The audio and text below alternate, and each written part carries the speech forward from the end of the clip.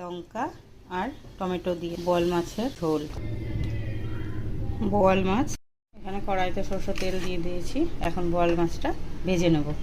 একটু সাবধানে ভাজবে, কিন্তু তেল প্রচণ্ড খাট। মশলাটা করে নেব।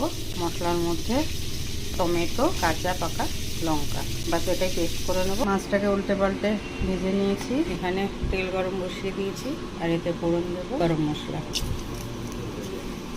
গরম মশলাটা চটপট করে ফুটতে শুরু করে দিয়েছে, আর এখানে যে টমেটো আর লঙ্কার পেস্ট দিয়ে এটা এবার ভালো করে কষিয়ে নেব। মশলাটা কষাতে কষাতে দিয়ে দেবো স্বাদ মতো লবণ, আর দিয়ে দেবো হলুদ। আবার কষাবো যতক্ষণ না তেল ছেড়ে আসছে। মশলা কষানো হয়ে গেছে। এবার আমি যে মাছটা ভেজে রেখেছিলাম এই মশলার মধ্যে ঢেলে দেবো। মশলা দিয়ে কষানো হয়ে গেছে, ঝোলটা ঢেলে দেবো।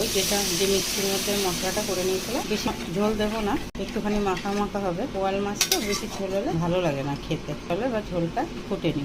মাছের ঝোল অনেকক্ষণ ধরে ফোটাচ্ছি, হয়ে গেছে। এখন আমি নামিয়ে দেবো। দেখো তো কালারটা কত সুন্দর এসেছে।